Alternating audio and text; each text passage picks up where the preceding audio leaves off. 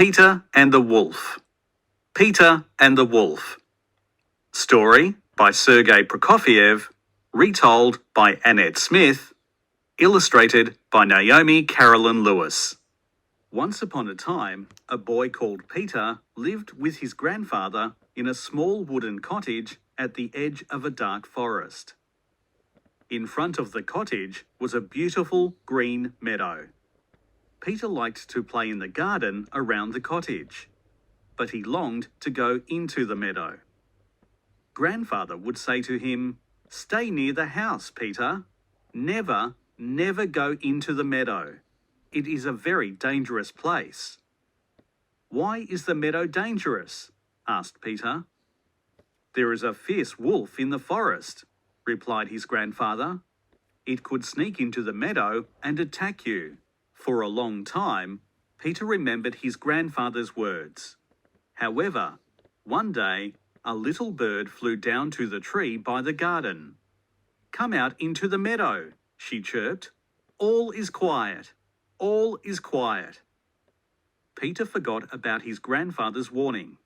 He pushed the gate open and ran out into the meadow. The little bird flew around his head. She darted and swooped, and Peter followed her down to the pond. A fat white duck waddled out of the reeds. She was pleased to see Peter, but the little bird wasn't pleased to see the duck. "What sort of bird are you?" she chirped. "You can't even fly." "Well," answered the duck, "what sort of bird are you? You can't even swim." The bird and the duck were making so much noise that they didn't hear the big grey cat creeping through the long grass behind them. But Peter had seen the cat. "Look out!" he yelled to the bird and the duck.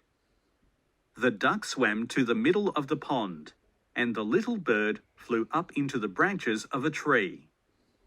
Peter's grandfather heard the noise and hurried out of the cottage.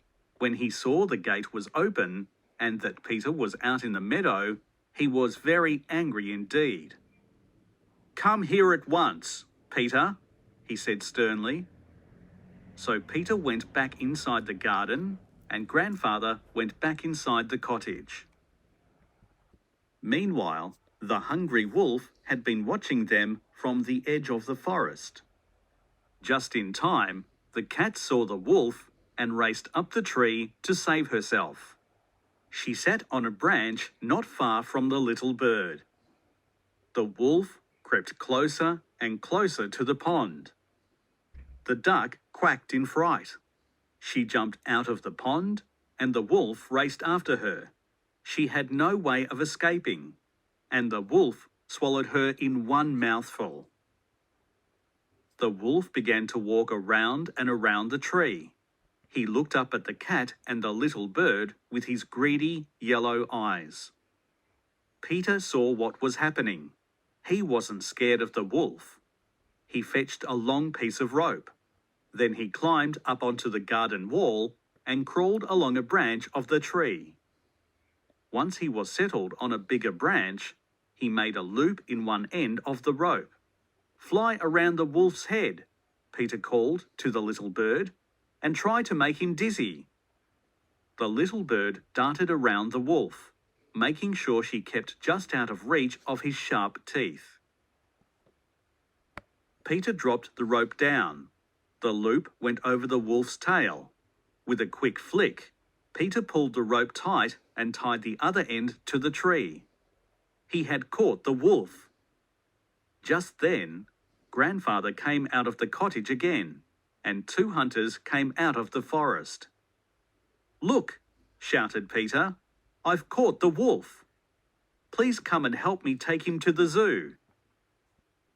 So they all set off, with Peter leading the way. The hunters followed him, carrying the wolf in a net. Grandfather and the cat came along behind, and the little bird flew above them all, singing happily, "Peter and I caught the wolf."